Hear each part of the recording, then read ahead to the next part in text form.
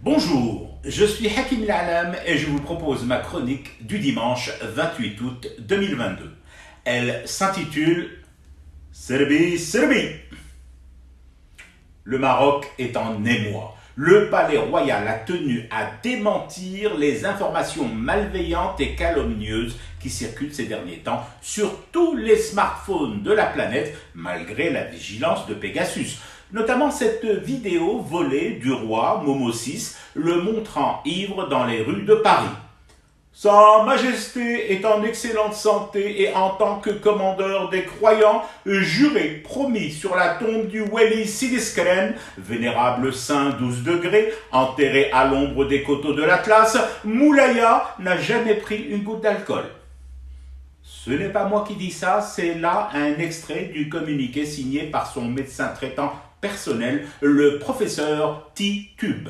Et je n'ai aucune raison de douter du bon foi cirrhose de ce toubib. Il est crédible, aussi crédible que tous ces médecins qui, ici en Désédie, sous couveuse luxueuse, pondaient nuit et jour jusqu'à l'aube du 22 février des communiqués vantant l'excellente santé de Abdelkah et l'éventualité plus que probable qu'il prenne part et remporte avant même la ligne d'arrivée le marathon d'Oujda, dont acte. Mohamed VI n'était pas ivre dans les rues de Paris. Il est plus probable que les rues de Paris bougeaient un peu trop ce soir-là. Ou alors, c'est à peine si le bon roi, tueur de migrants, avait le pas mal assuré. Ce n'est pas la même chose. Il lui suffit juste de changer d'assureur. Et alors, marchera-t-il droit? Qui sait? Par contre, je ne peux pas en dire autant de sa politique étrangère.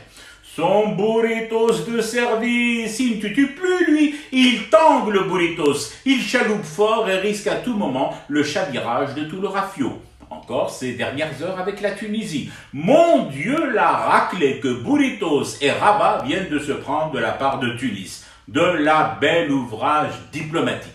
En même temps, fallait pas le chercher, le Kais Saïd. Je n'en dis pas plus, partant du principe que la Tunisie est un grand pays, assez grand pour se défendre tout seul. Comme est assez grande la Razde, pour raser les murs de sable marocain et fixer les phares dans leurs trous.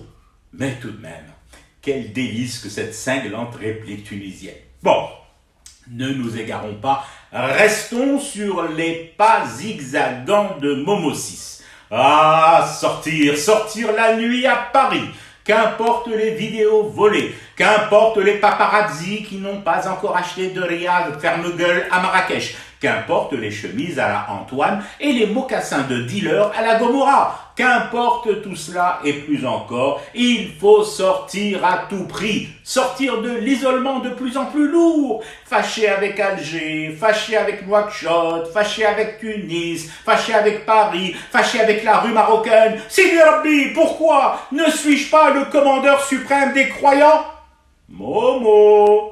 Momo, encore une question comme celle-là, mon Momo, et tu vas te retrouver fâché avec Sidi Rabbi lui-même, si ce n'est pas déjà le cas.